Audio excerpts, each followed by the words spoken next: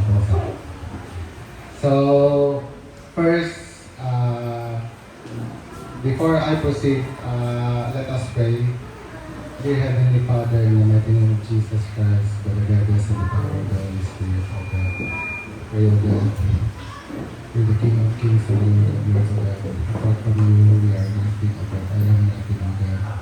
And Lord, let your wisdom, guidance, braveness, courage, O God, be upon me this day, O God. I am nothing without you, Lord Jesus. Let your wisdom, O God, courage, O God, in me, O God, as I deliver your word, O God. Holy Spirit, O God, guide me in every words that I say, every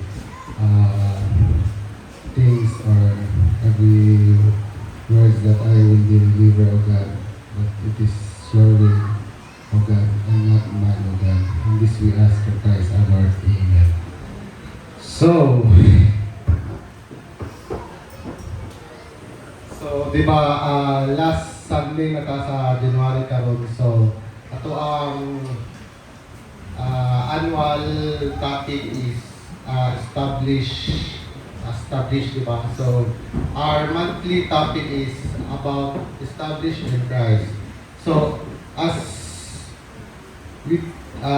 we add to our monthly topic, establish in Christ, we talk about goals, plans, resolution, and direction. But the real question is, unsa ato ang plano or unsa ato ang pundasyon or kinsa ato pundasyon is to establish means to firm, stable, unshaken. So ako ang topic karon is to discuss is establish on Christ. Establish by complete dependence. So ato ang team monthly verse karon is in Colossians 2:6-7. So then, just as you receive Christ, Jesus our Lord, continue to live in Him, rooted and built up in Him, strengthened and in the faith as you were taught and overflowing with thankfulness. So, as I prepare this sermon, so barat nagduwa-duwa ko ani. So pagmata na ko sa buntag kagahapon as I ponder upon this task or this activity, this task given to me by pastor. So nagduwa-duwa ko ani sa pagbuhat kay isa ra magutag na giasay ni pastor. So kung ba kayo then kana murag adlock, but as I ponder and as I pray sa atong Ginoo gahapon, siya nagpa-remind yun sa kuha na I must do it because God is with me. Bali, pagpasa na ko, pag-open din ako sa daily bread is bali nag-remind siya kano ako na I must do it. Ang word makita dra sa Zechariah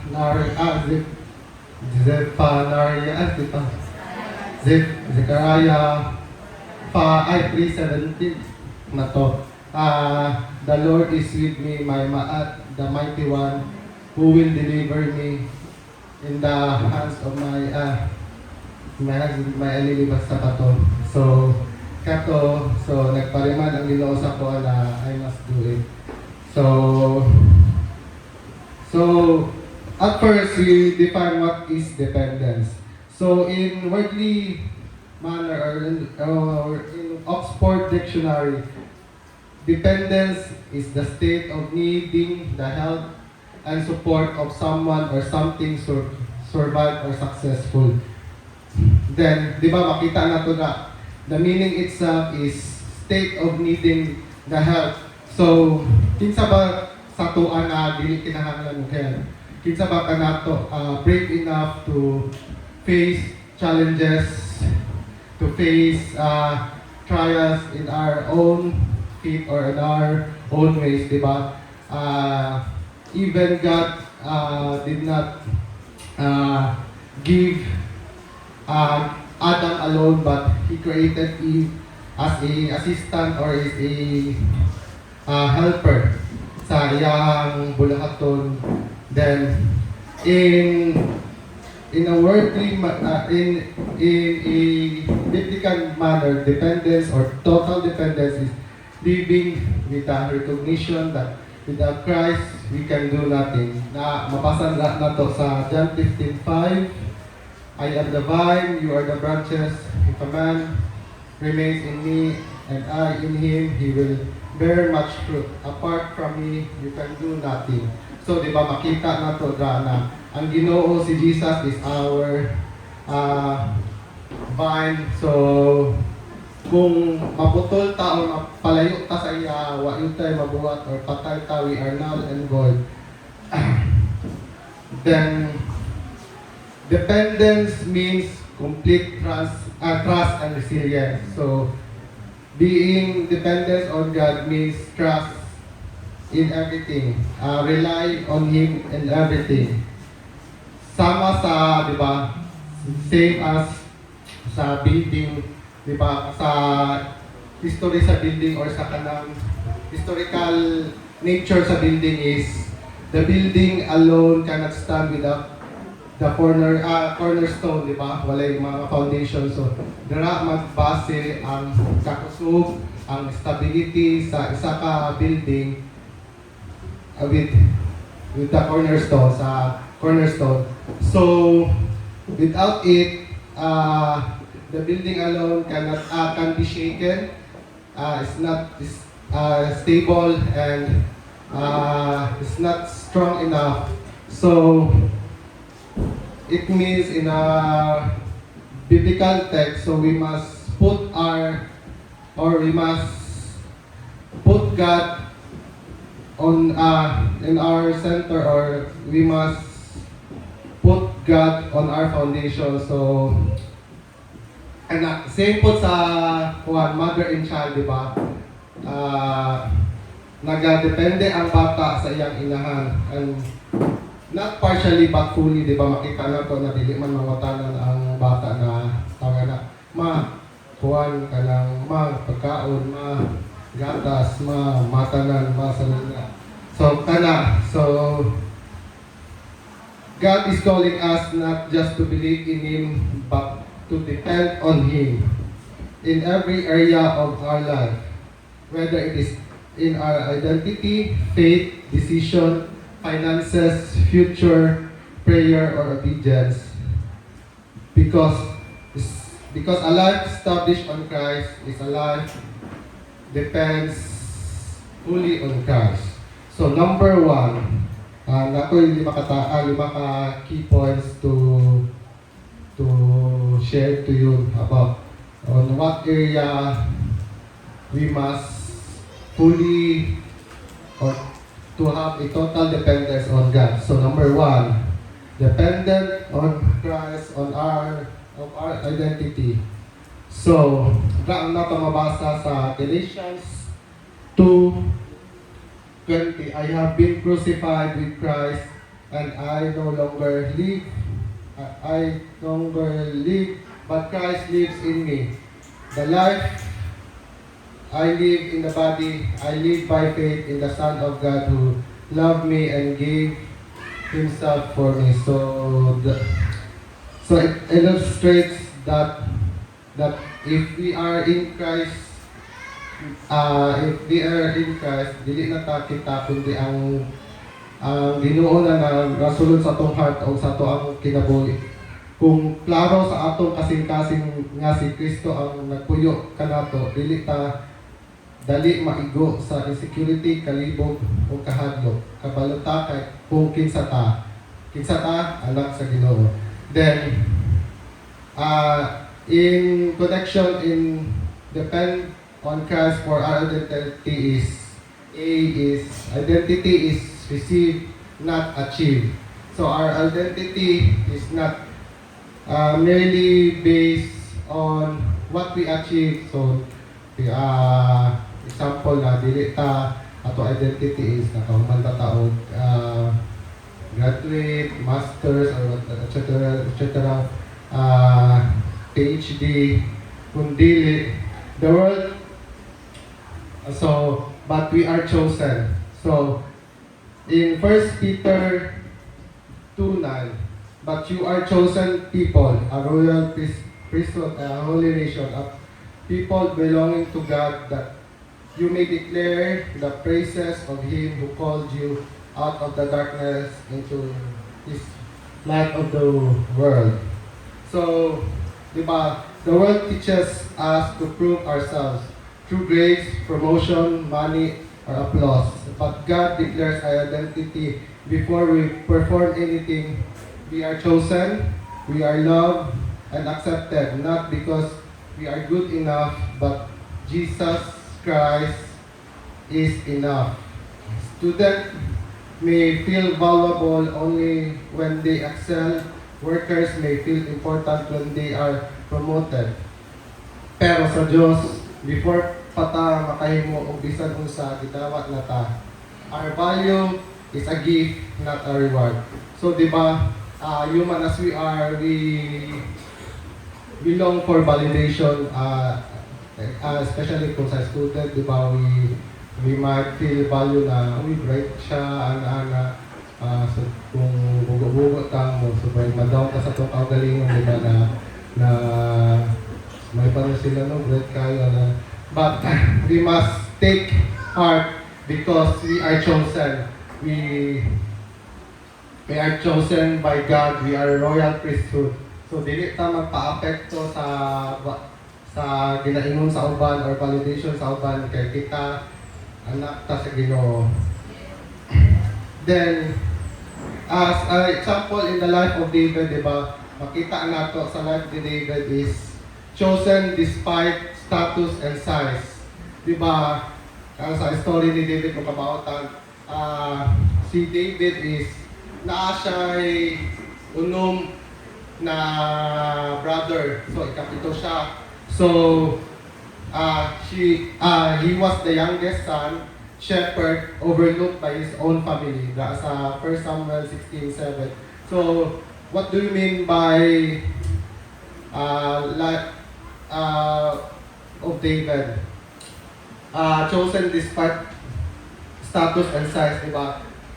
In Asian history sa Israel or Asian, mas karon siguro sa mga European country, di ba, kung eldest child ka, eldest daughter, eldest son ka, kaya di ba, or privilege ka, ikaw ang nakapagmana, ikaw may maghari, ikaw tanan. So, despite of this, di ba, chosen siya ni God, masking youngest siya, di ba, masking overlook siya siyang papa na baragi sa likod or wala ipakita sa pagkatong nangita si Samuel o chosen one by God.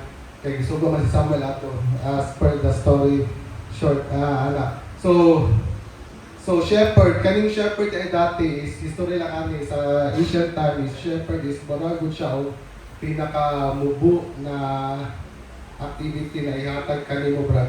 Sa likod ba kung sa ato pa in early days is baragod siya dra lang kataman brad janitor ra ka ana ibalantay so kana so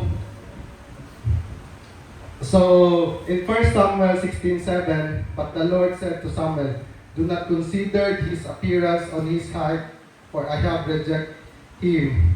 The Lord does not look at the things man look at. Man looks at the outward appearance, but the Lord looks at the heart. So, di ba, makita nato na kuwan siya. Ang Ginoo gid wala nagatanaw sa atong appearance, kung mukhan bata, mubo bata, or gwapo bata, gwapa. But the Lord chooses with the heart. So, it doesn't mean na kuwan na si David is kuwan siya putot or kuwan ba pangit. Pero in the next verse na sa kuwan, 1 Samuel 16:12 is gwapo gini si David. Kaso ang kanila appoint ni Samuel sa iya, bata pa mo siya. So dapat, so youngest pag siya dapat katog yung all eldest ang mahimog hari, di ba, kay mo man ilang culture sa Israel, culture sa mga sinauna. So, letter B.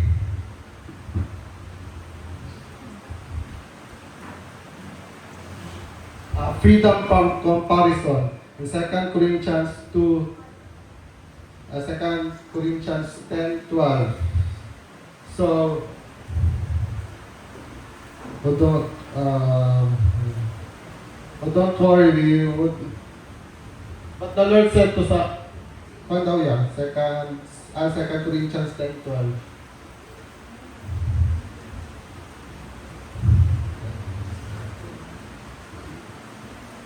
So for we dare not class ourselves or compare ourselves with those who commend themselves, but they measuring themselves by themselves and comparing themselves among themselves are not wise. So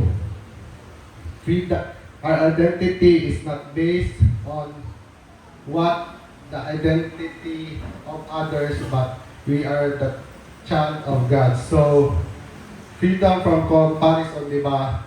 For example, life of David, life of Moses. In history ni Moses is, di ba, katong in early days, wala ka siya na deliver sa kuwan. Deliver sa Israel. So, life of Moses is, di ba, pag nakapatay siya, then run away as fugitive, and then slow of speech and afraid to live. Diba? Ibang ikina-compare niya ang sarili kung basahon na to dra sa Exodus 4:10 paubos sa 14. Diba? Ginako niya na, Lord, di man ko kabalo mo sulti. Dili ko kabalo mo bulul ko. Parang same sa kuha. So, but the Lord says to him, but Moses pleaded with the Lord, "O Lord, I am not very good with words. I have never been, and I am not now, even though you have spoken to me, I get tongue-tied, and my words get tangled." 11. Then the Lord asked Moses, "Who makes a person's mouth? Who decides whether people speak or do not speak? Hear or do not hear? See or do not see? Is it not I, the Lord?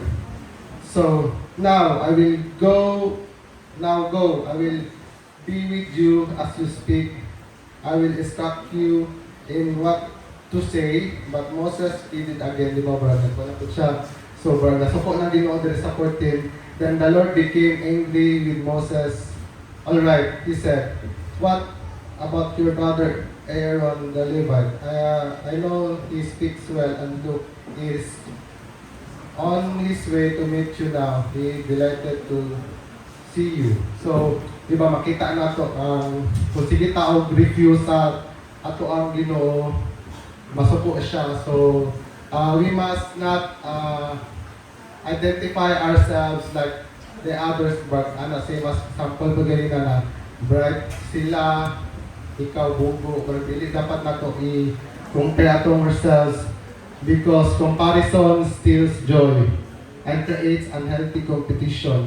When our identity is insecure, we constantly measure ourselves against others, who is better, richer, more successful. But when we depend on Christ, we understand that God deals with us personally and uniquely.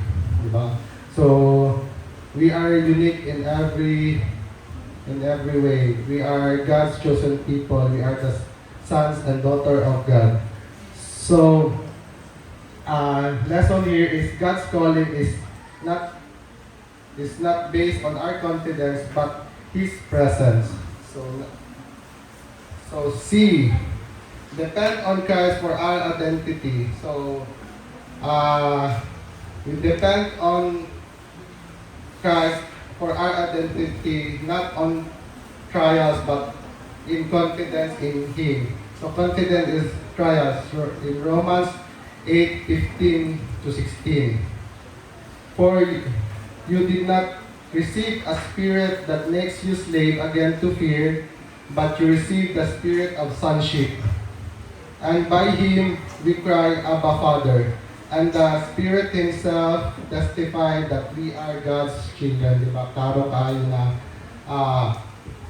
hindi ta makatawag sa atong Ginoo na Abba, Father. So, amahan nato siya, so anak ta, so kana trials often attack our identity before they attack our strength, rejection, loss, delay, and a failure whisper lies, you are not chosen, you are not enough, God has forgotten you. But the scripture says, tell us or tells assurance that our assurance does not come with or from circumstances, it comes from the Spirit of God. Even when life is painful and confusing, the Holy Spirit affirms that we are belong to God. When our identity is anchored in Christ, trials may shake our situation, but they cannot shake who we are. We stand firm not because life is easy, but because we know whose child we are. So, di ba, wala nag-assure ang Ginoo sa easy life. But He assures that and every step of the way na siya. So, brag ako sa Joshua 1:8 to 9, di ba, nag-encourage siya, be strong and courageous, na stand firm, stand still, for I am the Lord your God is with you. Then, so example, sa life ni Joseph, di ba, kamaw na tamang siguro tanan ani, the life of Joseph is full of trials and hardship. He was rejected by his own brother, sold as a slave, falsely accused and imprisoned. Di ba? He was rejected by his own brothers. Kaning si Joseph, history is na sila 12 kabuk, na siya 12, including him. So, ika-11 siya, di ba? Sa story. So, nganong rejected siya, i-reject siya yung mga brother tungod sa kasinas sa iyaha kay barag makita ang favoritism siyang dira sa iyang papa sa iyaha. So after that na nagselos siya mga igsoon, nagsabot-sabot na di ba barag faction siya, pero barag ang isa ni si Benjamin manata totong iyang youngest na di lang barag something na kuha na faction, barag ibaligya na lang, something like that, or kung na isa na igsoon na nagkuhan. So gibaligya siya dito as a slave sa Egypt. So kato, why God chose him? Joseph was not chosen because of status, power, or perfection. In fact, he was rejected by his own brothers. He was sold as a slave. He was falsely accused and imprisoned. Diba? Kaning falsely accused and imprisoned katong the time na barag nakuha na siya, entrusted na siya sa governor sa Egypt, is barag nilakaw sa itong governor sa other place to some businesses siguro, something like that. Then, kaya laging gwapo si Joseph based sa characteristics sa Bible. Si Potiphar, si wife ni, Potiphar lagi? Wife ni Potiphar kato, ang wife is na inganyo siya, gitinta siya. So, si Joseph is, di ba, maka-amaze si Joseph, Berg siya lang ang only man in the Bible who refuses lust, di ba? Idagan siya, maski katong gihubuan na siya ni wife ni Potiphar, di ba? Kung sa tuang mga lalaki siguro, at kuhan sa masod na pagkasulti, if we are not fulfilled by the Spirit or we are not established in Christ, di ba? Parang hubuan na ka sa babae, parang palay na ang lumalapit sa manok. So, but with that, na kuhan siya, di ba? Gibutang-butangan mo siya, nag-rape siya, ginaktan siya. But despite all of that, Joseph became a prisoner to prime minister, preserver of nation, and instrument of reconciliation. So number 2 na ta. So in number 2, in what area we must depend totally in Christ? Number 2 is depend on Christ for our faith and in prayer. So atong pagtuo o pag-ampo. So unsa ang pagtuo? Di ba? Makita nato sa Hebrews 11:1. Now faith is being sure of what we hope and certain of what we do not see. So di ba? Murag, as human as we are evidently or we choose to believe na kuan kana what I see is what I believe or ana, but in biblical aspect that faith is not is being sure of what we hope for and certain of what we do not see, di ba? Murag pagtuo. So kana, di ba, murag in kwanto na to, human perspective, di ba po? Faith is murag kwanto siya. Not using a tool or kuwan, di ba? Sa tinulanay lang na what if wala tayo utok, di ba? Kaya di mo na to makita. What if wala tayo kuwan, mga internal organs. Kung wala gamit ang tools, pero tuot natay utok, natay kuwan sa tuwa, kaya ang Ginoo nag-order na organize ang sa tanan. Then, faith is kuwan, and also in Hebrews 12:2, let us fix our eyes on Jesus, the author and perfecter of our faith, who for the joy set before him endured the cross, scorching in shame, and sat down at the right hand of the throne of God. So, faith is not self-produced. It is self-centered.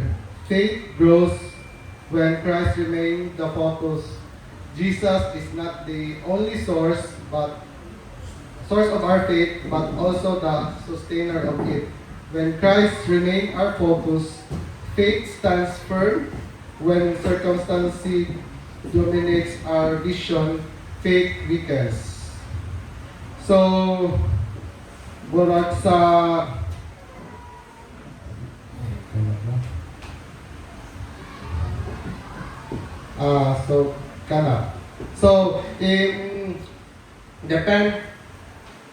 depends on Christ for our faith and in prayer. Number one, faith is sustained by Christ, not by strength. Diba? Example sa life ni Peter. Diba katong nagkuhan sila, nagpalaot sila, then na si Jesus. So, then in Matthew 14:30-31,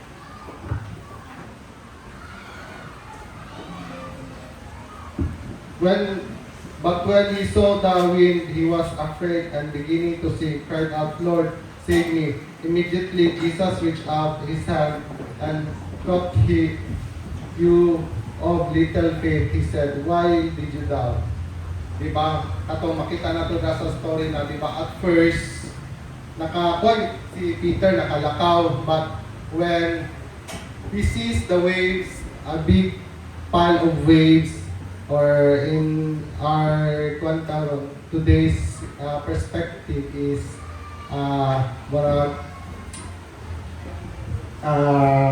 kung makasugakot ta og dako na problema, trials, or anything na makawala sa ato ang pagtuo, let us remember that God is our strength. We must put our full faith, full trust in God, not on our strength, but His strength. So kung sa mga student, diba, students sink when pressure becomes bigger than Christ. So remember, grades did not define you or what. Workers sink when stress replaces trust. So, kung sa Cebuano pa, kung ang problema ang atong tutukan, malunod kay kita. Basta si Jesus ang atong tanawon, makalakaw ta, bisan pa sa bagyo. Tama? Faith survives only when Christ stays in you. So, B. In prayer. Prayer is total dependence on God. in Philippians 4:6, do not anxious about everything or do not worry about everything, but in everything by prayer and petition with thanksgiving present your request to God. And so prayer must not be our backup plan, but we must do in our lives that prayer is our only plan or only option. It is not our second option or only last option. So in 1 Thessalonians 5:17, di ba, nakaingon, pray continually. It means that, it doesn't mean na we must pray 24 hours. It doesn't mean na mag-pray ta, tag 2 hours, tag 1 hour. But it means that we pray continually because the essence of prayer is the acknowledgement of helplessness coupled with confidence in God to supply your need, acknowledging that He is God. Diba? Ngano man na sa tao na kita, we are more closer to God when we are down. We are more intimate, we are more nag-pray sa Ginoo when we are down. But when God deliver us to that problem or answer that prayer that you pray, huwag na mawala kag kalit, di ba? Parang lain din panginawa na pag umanughatag, so di ka magpasalamat. So siguro na let's make it a habit na let us not just pray in our lowest time, but in our victory. But in faith, is not expressed only but in believing, but it is expressed in prayer. Then, and in prayer, our prayer life must be ICC. Hindi ko na International Criminal Court. So, ang ICC stands for intentional, constant, and consistent. In 1 Thessalonians 5:17 to 18, pray continually, give thanks in all circumstances for God, for this is the will of God for you in Jesus Christ. So it means that when we are it means that we should pray always, pray intentional, pray consistent. So when in all circumstances, it means that when we are happy, you pray. When you are sad, you pray. When you feel tired, pray. When you worry, pray. When you are feeling lonely, pray. When you exhausted, pray. When you feel pressure, pray. When you promoted, pray. When you get fired, pray. When you're driving, pray. When you're at work, pray. When you're at school, pray. Because prayer is the loudest declaration that we are fully dependent on God. Then, a prayerless life is a self-dependent life. A prayerful life is a Christ-dependent life. So, nganong mag-ampo kita? Why praying is total dependence? Because when you pray, you acknowledges that you cannot control the outcomes, di ba? Kung man kita kabalo sa outcomes, kung sa may tabo, mabuhi pa ba taog sa batong disgrasya or what. Then, second, you pray because you trust God more than your ability, di ba? Kaya magpakita na we are dependent on God. Nag-pray ta kay we cannot do this alone. Without Him, we can do nothing. You pray because Faith knows where my help comes from. Our help comes from the Lord, the maker of heaven and earth. Then number 3, in what area, on what area should we depend on Christ? Number 3 is we should depend on Christ through obedience, diba? Obedience is the highest expression of total dependence. Makita sa John 14:15. If you love me, obey my commandments. So, di ba makita, di ba na na niya ang barag, di ba katong 10 commandments, di ba para ipulihan ni siya ni Jesus, this duwa na lang katong love the Lord your God, all your heart, with all your soul, with all your mind, your strength. If you love me, anak, obey my commandments. So, obedience is not control, it is surrender. When we obey God, we are declaring that His wisdom is higher than ours. Obedience proves that we trust completely, even when we don't fully understand His instruction. Kung sa Cebuano pa, ang pagtuman dili tungod kay sayon, kung dili tungod kay nagsalig ta sa Ginoo. So, depend on Christ through obedience. Number 1, A. Obedience shows we truly trust God. In Proverbs 16:3, commit to the Lord whatever you do, and your plans will be succeed. Or another version, submit to the Lord whatever you do, and your plans will be succeed. So, di ba, isugo sa Ginoo na all you do, dili partial, dili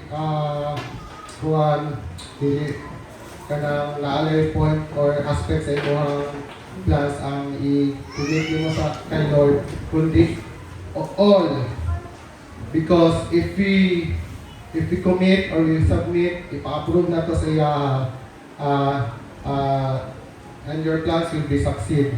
So, in students, so, sa mga coming first year college. So, a student who follows God in everything you do, or everything di ba, sa first year college naman, opening is big decision ang magpili sa ilang course. Then, so, we must, mga student, dapat i-ampo, mag-guide, mag-ampo ta sa Ginoo kung sa Ginoo take na course or whatever action that we will make. Kay kapoy ba kasi balik-balik, di ba? Kung example, itasyo sa atong course. Ano po din, hindi ko na nani. Kaya anak, so kapoy siya mabalik. Kapoy din siya. So kanipon ang kuwan is nag-represent po ni sa Barat Sundalo, di ba? Kay Kuya Jovan o kay Ate Marimar na Barat. Tama ba? Obey first before you complain. So, it represents that so nag-obey. So, as I quandary speak, wala sa agit ko nag-complain sa Ginoo, nag-obey sa agit ko. So,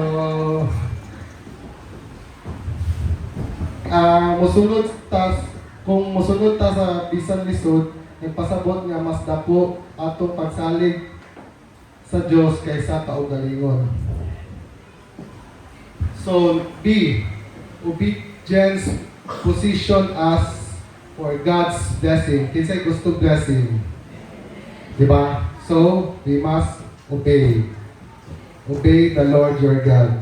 So, in Deuteronomy 28:1-2, if you fully obey the Lord your God and carefully follow His commands that I give you today, the Lord your God will set you high above all the nations on earth.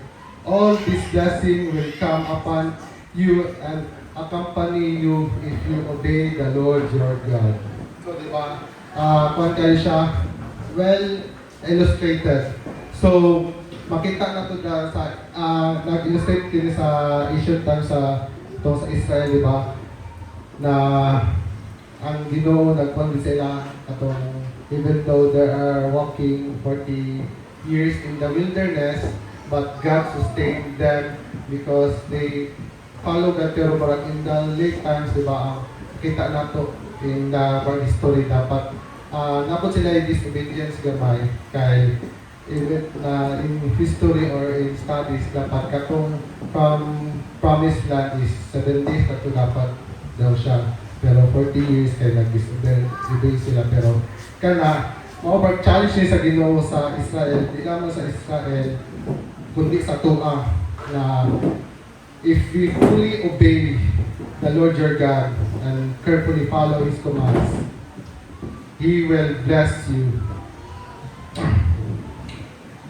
Blessings follows obedience, not effort alone. Business owners who honor God in finances experience peace and favor. Obedience aligns us with God's system, not worldly shortcuts. So, why we should depend on Christ through obedience? C is obedience brings spiritual growth and protection. In James 1:22, but don't listen to God's word. You must do what it says, otherwise you are fooling yourself. Tama, di ba? So, burak ng kung sa kuwan pa, kuwan, dapat ato ang ginasulti is atong ginabuhat, di ba? Like, when hearing without obeying leads to deception. When we obey God's words, we mature spiritually and avoid necessary pain. Obedience protect our future. So,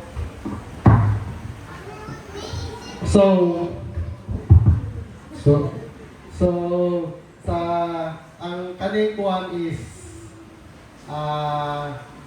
ang life ni Noah is the perfect example of total obedience in God. Why? Noah obeyed God without seeing the rain, but he built the ark based solely on God's word. That is total dependence, trusting God's instruction over human logic. As a result, Noah and his family were saved. Diba? Makita na to na ang Ginoo siya nag-instruct na Noah pag-build of ark kay ako ang i-wipe out ang kalibutan. Then, bro, kung ikaw na, no, di man nag-umlod, di man wala may kuwan, wala may, di man kaulan nun, or isa ba. But, Noah is totally obedient, totally dependent on God, on His instruction, di ba? Kung mabasa na ito sa kay Noah pag-build of ark, kay nag-instruction pa siya kung pila ang sizes sa kahoy, kung saan kuwan, unsay kahoy na ibutaan, na ikuha sa kagubatan para i-build of ark, pila kahayop ay ibutang sa kuwan, kanang fully instruction din siya. So, why we should obey God? Because obedience proves love for Christ. Obedience shows total dependence. Obedience unlocks blessing, direction, and protection. Disobedience always leads to delay and destruction. Then, in perfect verse sa kuwan is sa makita dra sa 1 Samuel 15:22. Dito pa po. Bali ang pandra is, ang main thought diya is to obey is better than sacrifice. So that's sa 2 Samuel 15, 1 Samuel 15:22. So we sa number 4 na ta. So, depend on Christ for our finances and provisions. So, finances and provision. So, in Matthew 6:33, but seek His seek first His kingdom and His righteousness, and all these things shall be given to you as well. So, God does not oppose work. Actually, grabe ang kuhan ni Lord sa tuwa, di ba? Monday to Saturday or even Sunday pa gani siguro, pero dapat Saturday lang ita. So, but God does not oppose work, but He opposes worry. Provision flows when priorities are aligned. Sa Cebuano pa, dili kwarta atong saligan, kundi ang Ginoo nga naghatag niini. So, murag sa kwan pa, other quotation pa is, don't chase the blessing, chase the blesser. So, kana. So, A, depend on Christ for finances and provision. A, God is the source. Remember that God is the source and not the salary. In Deuteronomy 8:18, but remember the Lord your God, for it is He who gives you the ability to produce wealth and so confirm His covenant, which He swore to your forefathers as it today. Many people believe their income comes only from their jobs, their business, but salary is just a channel. God is the true source of skills, ideas, strength, and opportunities. All come from Him. When we remember this, we avoid pride during success and despair during loss, di ba? When we remember this one, dili kita ang source, dili atong kusog, dili ato ang kaayo, dili atong ka-bright, dili ato ang skills ba na how dahil tawag kuhan, asa ba? How da tawag panday, how da in everything, jack of all trades ba ta, but we must remember that God is the source of everything. You are just a channel. You are just a instrument. Diba? Borag sa kuhan pa kung example, for the instrument, diba? Dili man na mo play ang piano kung walay kuhan, walay tugtog. Diba?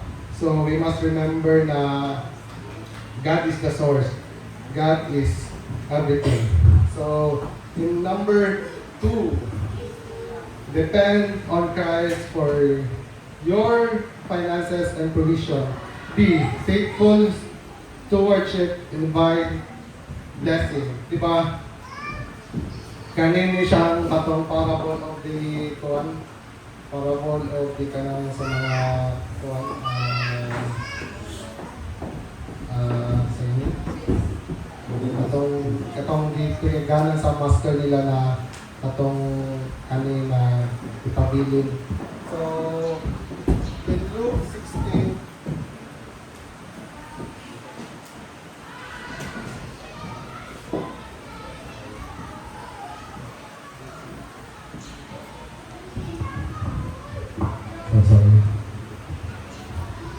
So in Luke 16:10, whoever can be trusted with very little can be also trusted with much, and whoever is dishonest with very little will also dishonest with much. Diba? Yung mato na pagkasulti na dili ganitaan sa tuang buwan, diba? Sa tuang kung gamay pa tao kinitaan, gamay pa tao buwan. What more if we are upscale na kana, so dili so balik ta masaligan sa Ginoo. So we must faithful in everything we do today, enable us to upscale for tomorrow's ahead. So C, depend on Christ for our finances and provision. C is the key to blessing is giving. Makita sa 2 Corinthians 9:6-8. Remember this, a farmer who plants only a few seeds will get a small crop, but the one who plants generously will get a generous crop. You must each decide in your heart how much to give, and you don't give reluctantly in response to pressure, for God loves a cheerful giver, gives cheerfully, and God will generously provide all you need. Then you will always have everything you need and plenty left over to share with, di ba? Giving is the key to blessing, di ba? So, the verse emphasizes that we must give generously. What you sow is what you reap. Ay, ano ba? What you give, okay, the more you give, the more you receive. Ano lang. Remember this, whoever sows sparingly will also reap sparingly. Diba? Wala mo gapo nagkuhan, diba? O kung sa imong gipugas, mga atong anihon, kung nagpugas, kung sa student, nagpugas ka na mag-study, so, possibly yun, makapasargit ka, pero kung nag-chill lang ka, nagkuhan, possible yun na pag-exam, except kung bright siguro ka or hindi, makapasargit ka, pero kung chill lang ka na medyo average lang ka, so possible yun na mabagsapit ka. So, give cheerfully, as a witness to your love in God. In Old Testament times, the people of God were commanded by God to give a tenth of their income back to God for provision, maintenance, and perpetuality of ordained ministry for the temple and all things associated with administrative God's ordinance and practice continue in many churches in New Testament era. However, so when you freely give, when you freely receive, you freely give. In Matthew 10:8. And as a result of their obedience and trust in God's word and church, and in God's word, the church prospered through trials and tribulation. So yung kung gusto tag panalangin, hatag kita. So, so we must not depend on our earthly provision kay hatag ta. So, murag na ay sa to, kung kaning pan is key to blessing is giving, di ba? Dapat kita mahadlok, mahatag kay multiply na sa Ginoo. What you subtract today is the multiplication of tomorrow.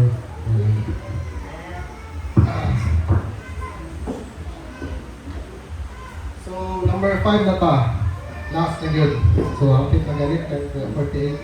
Depend on Christ for daily decision in your future. So, in Proverbs 3:5-6, trust in the Lord with all your heart and lean not on your own understanding. In all your ways acknowledge Him and He shall direct your paths. So, diba? Laro tayo. Trust in the Lord with all your heart. Believe with part of your heart, with small portion of your heart. And lean not on your own understanding. So, dili ka mabuot-buot. So, dapat i-acknowledge din nato, mag-coordinate din ta sa Ginoo sa itong mga pagbubuhaton. So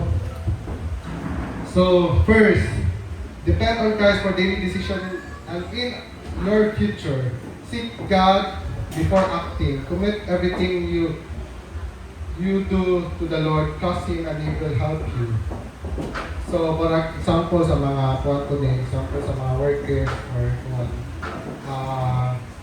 sa mga workers, kung plano na to na kanang mag-resign ba, kay gikapil na ka, or what, or usa pa na itong pagbuhaton na big decision, kung sa mga mag-uyag, magpakasal, na before kuhan, ampo yun sa Ginoo.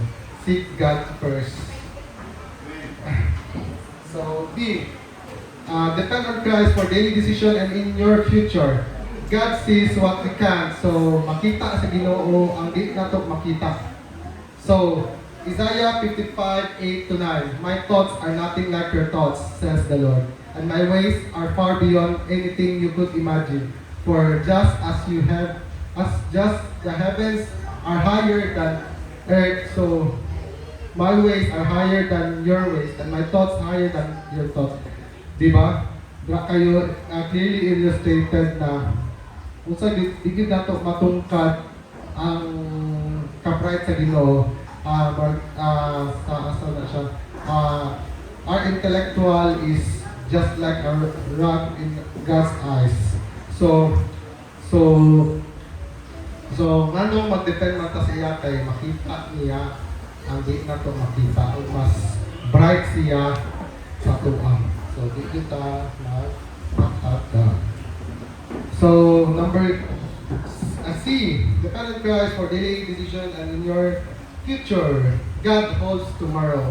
In Matthew 6:34, therefore do not worry about tomorrow, for tomorrow will worry about itself. Each day has enough trouble for its own. So diba, in Juan nagkapawiman na murag kita mag-overthink na usa po paunon ugma, usa po ang suoton ugma or what, napapamay bugas, but leave it tomorrow, leave it to God.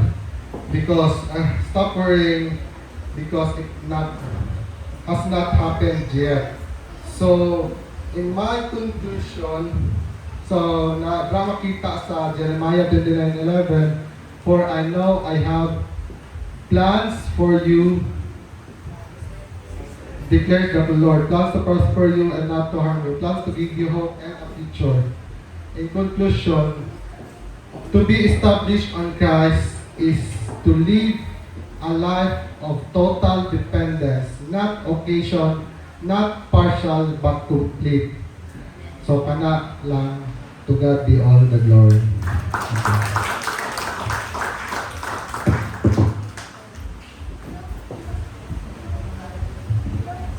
Amen. Are we learning something this morning? No? To be established in Christ is to have total dependence sa Ginoo.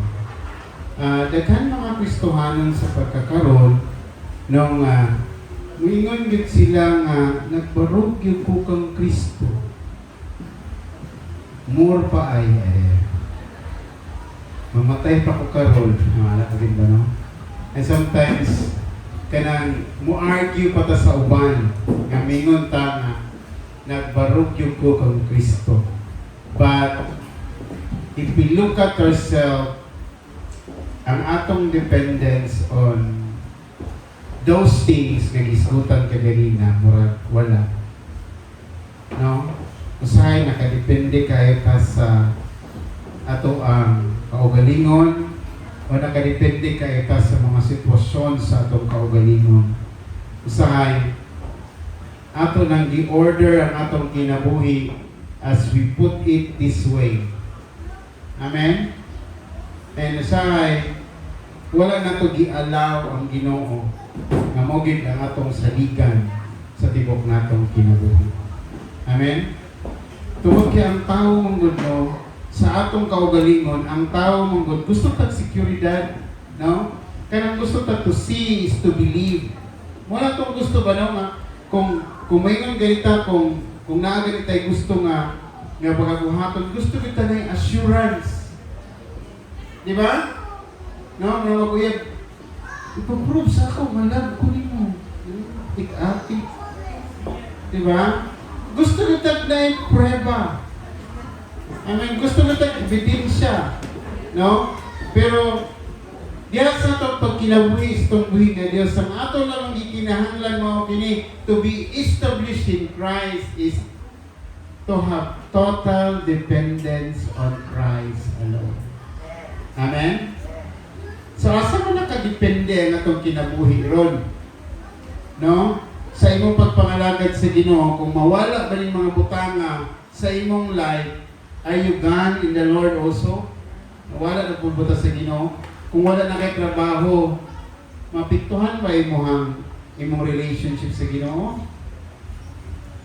Ha? Kung wala na ng butang na naghatag sa imong seguridad karon, Pag mawala na ba na, mingon ba ka nga ay magluod na yun ko sa Ginoo. No. Di dapat ma-change ang stability in knowing who God is because of the circumstances around us. Amen? That's why, as we end this month sa atong team mga kaigsunan, samtang humanon na ito nirong na bulan ang established in Christ, doon, ayaw i-allow ba nga step na po kag another month na wala ka na himong secure sa imong stability diha kang Kristo. Nga dili ta dapat mapukan because of circumstances, because of situations sa atong life, even gani sa mga hardships sa atong kinabuhi. Amen ba? The good example of that is Job's life. Amen? Dako naman yung kaayong sitwasyon sa life ni Job nga pwede na yun niya biyaan ang Ginoo tungod sa sitwasyon na nakita mo sa iya. Even the mocking of his friends and the betrayal of his loved ones, di ba? Kabalo mo ang pinakasakit ba yan sa tao? Kanang gihigugman mo niya, maogi mo betray dito sa imo. It's very painful. Mura na siya double-edged sword, tustok sa imong lughan para po sa imong likod. Di ba? Kanang trust mo sa iyaha yung pagkatapos sa life ni Job, nakita mo na eh. Pero ang stability niya sa iyang faith nga sa Ginoo never change. Amen? And that's the thing that we want to do. Amen ba? So, sa imong pagpangalagad karon, do not be shaken by situation or bisag unsa nga mga pangitabo sa imong life. Amen ba? Ang uban di nakasimba, nalay problemang gamay. Kasimba mga ni si Dave na maglisod, kinasigla ko panong gura, bukat kay nagdadala ng iyang tiin. It cannot be shaken because of bone fracture, kung sabay matawag na ito, sound man ba pronounce. Dito dapat matandog yan, di ba? Mutakilid ang atong business, mawala na ba ito sa Ginoo? Kung ang opportunity nga atong gusto, wala may abot, sometimes mawala na ba ito sa atong stability sa Ginoo? No? Kung mawala ng seguridad sa kalibutan, di ba? Can you still stand in Christ? That's the question na dapat natong matubag as we end this month.